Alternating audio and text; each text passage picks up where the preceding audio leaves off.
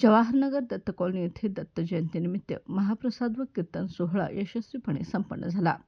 कार्यक्रमात भागातील नागरिक मोठ्या संख्येने उपस्थित होते. यावेळी भागातील नागरिकांनी कीर्तनाचा व महाप्रसादाचा लाभ घेतला. या सोहळ्यात माजी नगरसेवक भूपाल शेटे तसेच समाजसेवक शहादा बात्तार व सना अत्तार यांनी उपस्थित राहून कार्यक्रमाची शोभा वाढवली. भक्तजनांनी कीर्तनात सहभागी होऊन आध्यात्मिक आनंद घेतला आणि महाप्रसादाचा लाभही घेतला.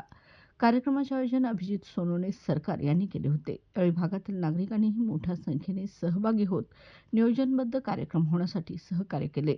यावेळी आयोजकांनी अशा भक्तिपूर्ण सोहळ्यांमुळे समाजात एकात्मता, स्नेह आणि परस्पर आदर वाढत असल्यामुळे भविष्यात असे कार्यक्रम करणे महत्त्वाचे असल्याचं अधोरेखित केलं.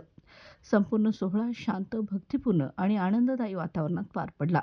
भक्तांनी कीर्तनाचा अनुभव घेतला, महाप्रसाद घेतला आणि दत्त जयंतीचा सोहळा अधिक संस्मरणीय बनवला. बाळ, फ्रीजमधून श्रीखंड काढ ना. आम्ही पूर्वी घरीच बनवायचो श्रीखंड. त्याची चवच वेगळी होती.